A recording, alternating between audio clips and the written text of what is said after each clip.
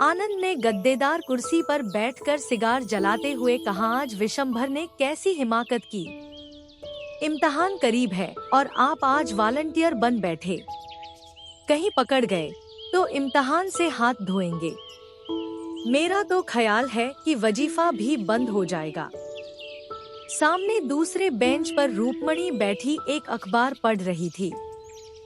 उसकी आंखें अखबार की तरफ थी, पर कान आनंद की तरफ लगे हुए थे। बोलिया तो बुरा हुआ, तुमने समझाया नहीं?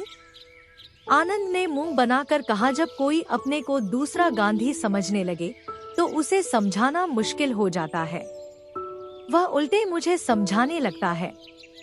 रूपमणि ने अखबार को समेटकर बालों को संभालते हुए कहा, तुमने मुझे भी नहीं बताया, शायद मैं उसे रोक सकती।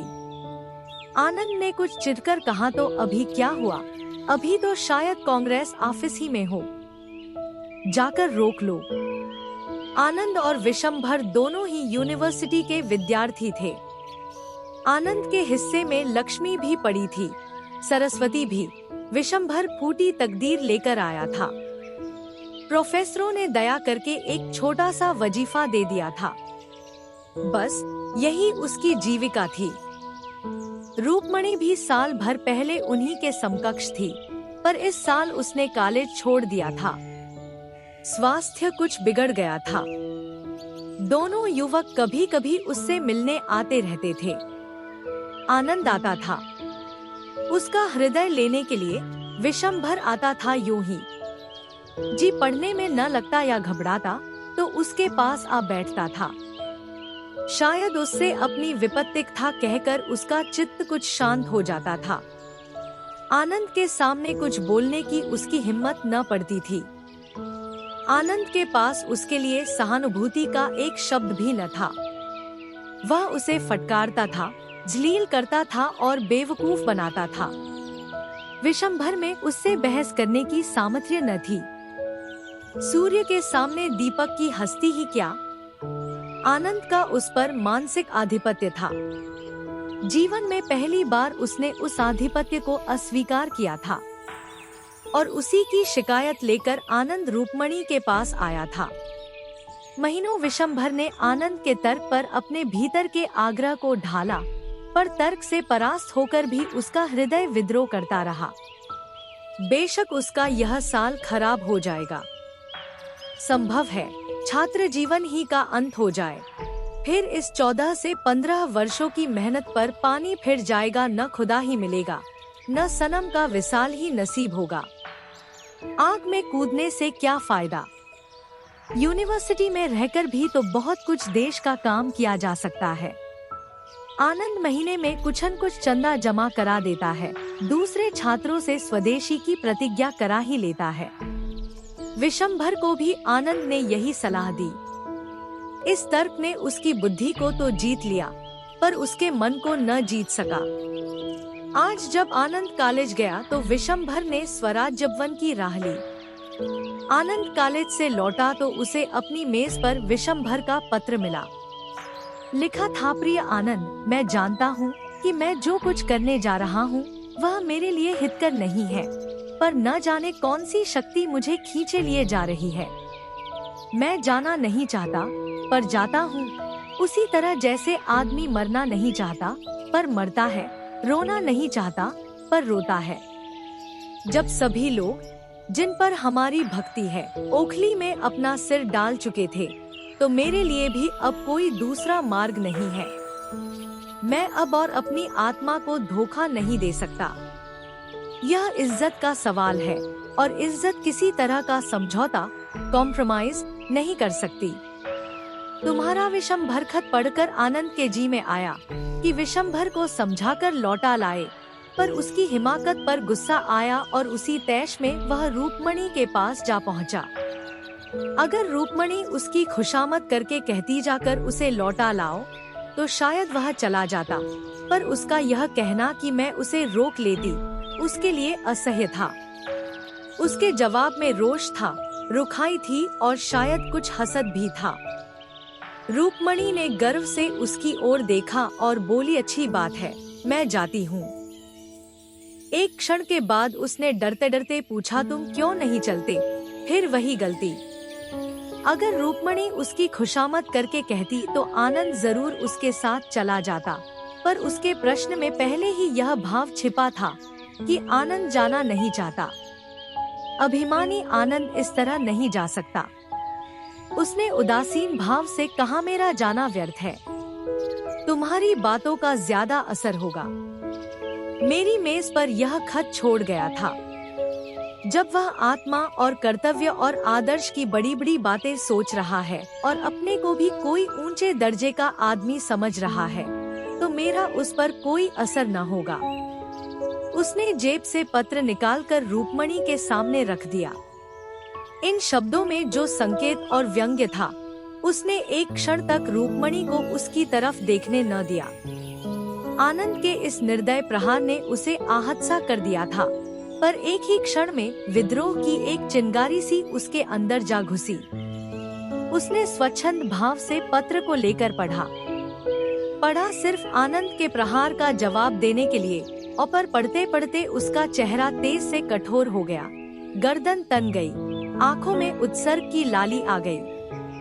उसने मेज पर पत्र रखकर कहा, नहीं, अब मेरा जाना भी व्यर्थ है। आनंद ने अपनी विजय पर फूल कर कहा, मैंने तो तुमसे पहले ही कह दिया। इस वक्त उसके सिर पर भूत सवार है, उस पर किसी के समझाने का असर न होगा। जब साल भर जेल में चक्की पीस लेंगे और वहाँ तपेदिक लेकर निकलेंगे, या पुलिस के डंडों से सिर और हाथ पांव तुड़वा लेंगे, तो बुद्धि ठिकाने आवेगी। अभी तो जय जयकार और तालियों के स्वप्न देख रहे होंगे। रूपमणि सामने आकाश की ओर देख रही थी। नीले आकाश में एक छाया चित्र सा नजर आ रहा था, दुर्बल, सूखा हुआ नग्न शरीर, घुटनों तक धोती, चिकना सिर, पोपला मुंह, तप, त्याग और सत्य की सजीव मूर्ति। आनंद ने फिर कहा, अगर मुझे मालूम हो कि मेरे रक्त से देश का उद्धार हो जाएगा, तो मैं आज उसे देने को तैयार हूँ। लेकिन मेरे जैसे 150 आदमी निकल ही आए तो क्या होगा? प्राण देने के सिवा और तो कोई प्रत्यक्ष फल नहीं दिखता। रूपमणि अब भी वही छाया चित्र देख रही थी। वही छाया मुस्कुरा रही थी, सरल मनोहर मुस्कान, जिसने विश्व को जीत लिया है। आनंद फिर बोला, जिन महाशयों को परीक्षा का भूत सताया करता है, उन्हें देश का उद्धार करने की सूझती है। पूछिए, आप अपना उद्धार तो कर ही नहीं सकते, देश का क्या उद्धार कीजिएगा? इधर फेल होने से उधर के डंडे फिर भी हल्के हैं। रूपमणि की आंखें आकाश की ओर थी। छाया चित्र कठोर हो गया था। आनंद ने जैसे चौंक कर कहा, हाँ, आज बड़ी मजेदार फिल्म है, चलती हो? पहले शो में लौट आए। रूपमणि ने जैसे आकाश से नीचे उतरकर कहा, नहीं, मेरा जी नहीं चाहता। आनंद ने धीरे से उसका हाथ पकड़कर कहा, तबीयत तो अच्छी है। रूपमणि ने हाथ छुड़ाने की चेष्टा न की, बोली, हाँ, तबीयत में हुआ क्या है? तो चलती क्यों नहीं? आज जी नहीं चाहता। तो फिर मैं भी न जाऊंगा। बहुत ही उत्तम, टिकट के रुपए कांग्रेस को दे दो। यह तो टेढ़ी शर्त है, लेकिन मंजूर। कल रसीद मुझे दिखा देना। तुम्हें मुझ पर इतना विश्वास नहीं? आनंद हॉस्टल चला। जरा देर बाद रूपमणि स्वराज्य भवन की ओर चली। रूपमणि स्वराज्य भवन पहुंची तो स्वयं सेवकों का एक दल विलायती कपड़े के गोदामों को पिकेट करने जा रहा था। विशंभर दल में न था। दूसरा दल शराब की दुकानों पर जाने को तैयार खड़ा था। विशंभर इसमें भी न था। रूपमणि ने मंत्री के पास आकर कहा, आप बता सकते हैं विशंभर नाथ कहाँ है? मंत्री ने पूछा, वही जो आज भर्ती हुए हैं? जी हाँ, वही। बड़ा दिलेर आदमी है, देहातों को तैयार करने का काम लिया है। स्टेशन पहुंच गया होगा। 7 बजे की गाड़ी से जा रहा है, तो अभी स्टेशन पर होंगे। मंत्री ने घड़ी पर नजर डालकर जवाब दिया, हाँ, अभी तो शायद स्टेशन पर मिल जाए। रूपमणि ने बाहर निकलकर साइकिल तेज की। स्टेशन पर पहुंची तो देखा विशंभर प्लेटफॉर्म पर खड़ा है। रूपमणि को देखते ही लपककर उसके पास आया और बोला, तुम यहाँ कैसे आई? आज आनंद से तुम्हारी मुलाकात हुई थी। रूपमणि ने उसे सिर से पांव तक देखकर कहा, यह तुमने क्या सूरत बना रखी है? क्या पांव में जूता पहनना भी देशद्रोह है? विशंभर ने डरते डरते पूछा। आनंद बाबू ने तुमसे कुछ कहा नहीं? रूपमणि ने स्वर को कठोर बनाकर कहा, जी हाँ कहा। तुम्हें यह क्या सूझी? 2 साल से कम के लिए न जाओगे? विशंभर का मुंह गिर गया। बोला, जब यह जानती हो तो क्या तुम्हारे पास मेरी हिम्मत बांधने के लिए 2 शब्द नहीं है? रूपमणि का हृदय महसूस उठा, मगर बाहरी उपेक्षा को न त्याग सकी। बोली, तुम मुझे दुश्मन समझते हो या दोस्त? विशंभर ने आंखों में आंसू भरकर कहा, तुम ऐसा प्रश्न क्यों करती हो रूपमणि? इसका जवाब मेरे मुंह से न सुनकर भी क्या तुम नहीं समझ सकती? रूपमणि, तो मैं कहती हूँ तुम मत जाओ। विशंभर, यह दोस्त की सलाह नहीं है रूपमणि। मुझे विश्वास है तुम हृदय से यह नहीं कह रही हो। मेरे प्राणों का क्या मूल्य है, जरा यह सोचो। M0A0 होकर भी 100 रुपए की नौकरी, बहुत बढ़ा तो 300-400 तक जाऊंगा। इसके बदले यहाँ क्या मिलेगा जानती हो? संपूर्ण देश का स्वराज्य। इतने महान हेतु के लिए मर जाना भी उस जिंदगी से कहीं बढ़कर है। अब जाओ, गाड़ी आ रही है। आनंद बाबू से कहना मुझसे नाराज न हो। रूपमणि ने आज तक इस मंदबुद्धि युवक पर दया की थी। इस समय उसकी श्रद्धा का पात्र बन गया। त्याग में हृदय को खींचने की जो शक्ति है, उसने रूपमणि को इतने वेग से खींचा कि परिस्थितियों का अंतर मिट सा गया। विशंभर में जितने दोष थे वे सभी अलंकार बन बनकर चमक उठे। उसके हृदय की विशालता में वह किसी पक्षी की भांति उड़-उड़कर आश्रय खोजने लगी। रूपमणि ने उसकी ओर आतुर नेत्रों से देखकर कहा, मुझे भी अपने साथ लेते चलो। विशंभर पर जैसे घड़ों का नशा चढ़ गया। तुमको? आनंद बाबू मुझे जिंदा न छोड़ेंगे। मैं आनंद के हाथों बिकी नहीं हूँ। आनंद तो तुम्हारे हाथों बिके हुए हैं। रूपमणि ने विद्रोह भरी आंखों से उसकी ओर देखा, पर कुछ बोली नहीं। परिस्थितियां उसे इस समय बाधाओं सी मालूम हो रही थी। वह भी विशंभर की भांति स्वच्छंद क्यों न हुई? संपन्न माँ बाप की अकेली लड़की, भोगविलास में पली हुई, इस समय अपने को कैदी समझ रही थी। उसकी आत्मा उन बंधनों को तोड़ डालने के लिए जोर लगाने लगी। गाड़ी आ गई। मुसाफिर चढ़े उतरने लगे। रूपमणि ने सजल नेत्रों से कहा, तुम मुझे नहीं ले चलोगे? विशंभर ने दृढ़ता से कहा, नहीं। क्यों? मैं इसका जवाब नहीं देना चाहता। क्या तुम समझते हो मैं इतनी विलासासक्त हूँ कि मैं देहात में रह नहीं सकती? विशंभर लज्जित हो गया। यह भी एक बड़ा कारण था, पर उसने इनकार किया नहीं। यह बात नहीं। फिर क्या बात है? क्या यह भय है पिताजी मुझे त्याग देंगे? अगर यह भय हो तो क्या वह विचार करने योग्य नहीं? मैं उनकी तृण बराबर परवाह नहीं करती। विशंभर ने देखा रूपमणि के चांद से मुख पर गर्वमय संकल्प का आभास था। वह उस संकल्प के सामने जैसे कांप उठा। बोला, मेरी यह याचना स्वीकार करो रूपमणि, मैं तुमसे विनती करता हूँ। रूपमणि सोचती रही। विशंभर ने फिर कहा, मेरी खातिर तुम्हें यह विचार छोड़ा पड़ेगा। रूपमणि ने सिर झुकाकर कहा, अगर तुम्हारा यह आदेश है तो मैं मानूंगी। विशंभर, तुम दिल से समझते हो मैं क्षणिक आवेश में आकर इस समय अपने भविष्य को गारत करने जा रही हूँ। मैं तुम्हें दिखा दूंगी, यह मेरा क्षणिक आवेश नहीं है, दृढ़ संकल्प है। जाओ, मगर मेरी इतनी बात मानना कि कानून के पंजे में उसी वक्त आना जब आत्माभिमान या सिद्धांत पर चोट लगती हो। मैं ईश्वर से तुम्हारे लिए प्रार्थना करती रहूंगी। गाड़ी ने सीटी दी। विशंभर अंदर जा बैठा। गाड़ी चली। रूपमणि मानो विश्व की संपत्ति अंचल में लिए खड़ी रही। 3 रूपमणि के पास विशंभर का एक पुराना रद्दी सा फोटो अलमारी के एक कोने में पड़ा हुआ था। आज स्टेशन से आकर उसने उसे निकाला और उसे एक मखमली फ्रेम में लगाकर मेज पर रख दिया। आनंद का फोटो वहां से हटा दिया गया। विशंभर ने छुट्टियों में उसे 2-4 पत्र लिखे थे। रूपमणि ने उन्हें पढ़कर एक किनारे डाल दिए थे। आज उसने उन पत्रों को निकाला और उन्हें दोबारा पढ़ा। उन पत्रों में आज कितना रस था।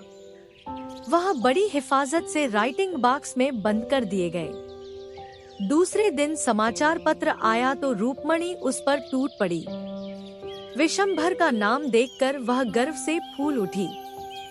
दिन में एक बार स्वराज्यवन जाना उनका नियम हो गया। जलसों में भी बराबर शरीक होती।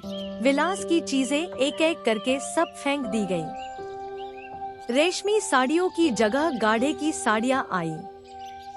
चरखा भी आया। वह घंटों बैठी सूत काता करती।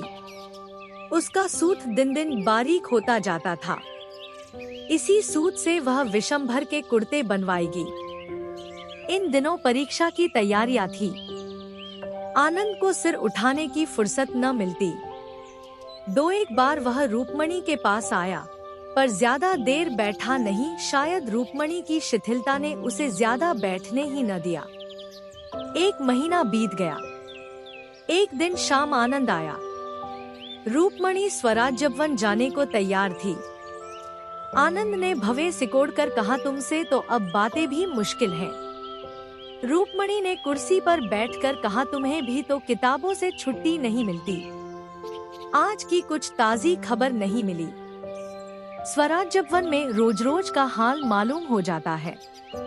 आनंद ने दार्शनिक उदासीनता से कहा, विशंभर ने तो सुना, देहातों में खूब शोरगुल मचा रखा है।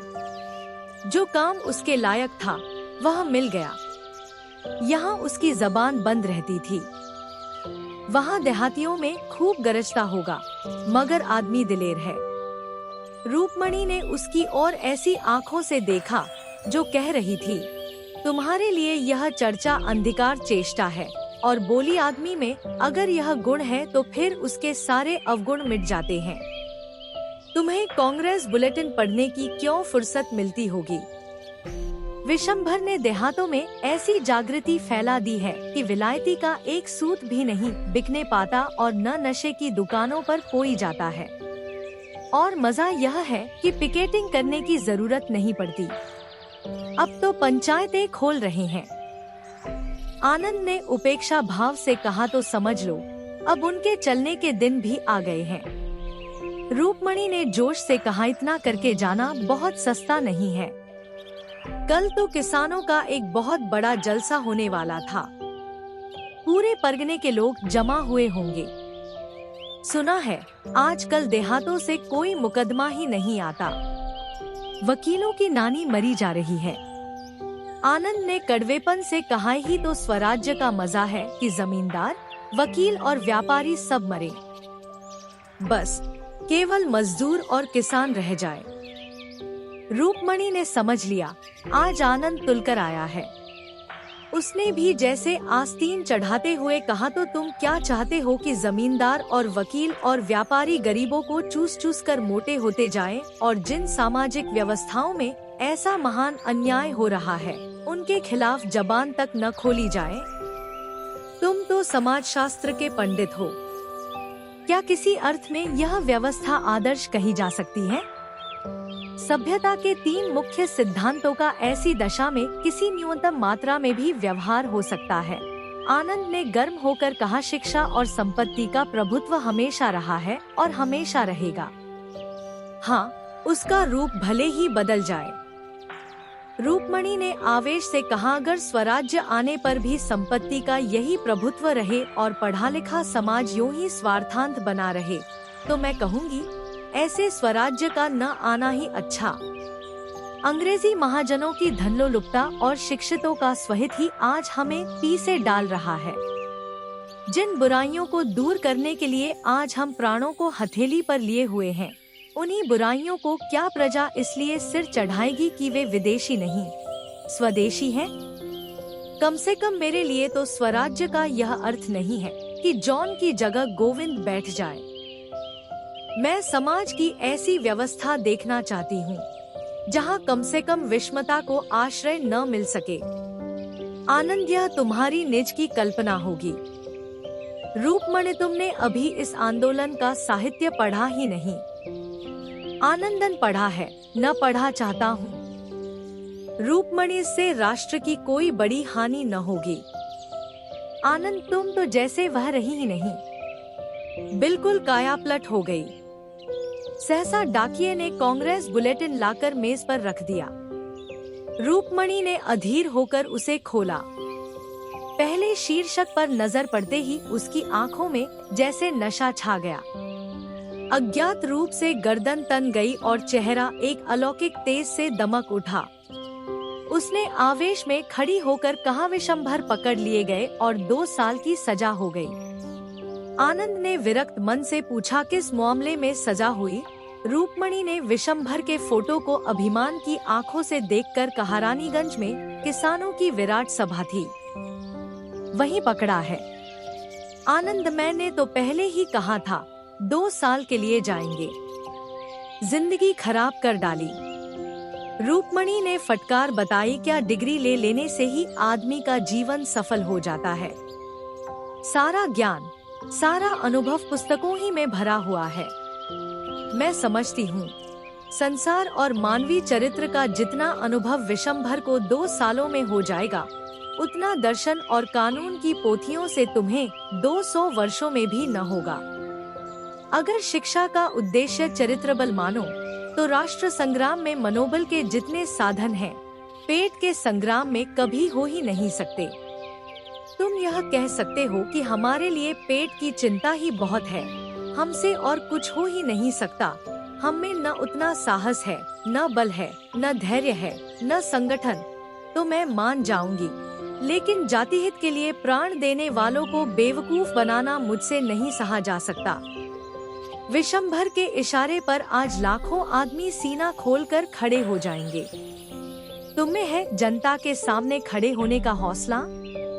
जिन लोगों ने तुम्हें पैरों के नीचे कुचल रखा है, जो तुम्हें कुत्तों से भी नीचे समझते हैं, उन्हीं की गुलामी करने के लिए तुम डिग्रियों पर जान दे रहे हो। तुम इसे अपने लिए गौरव की बात समझो, मैं नहीं समझती।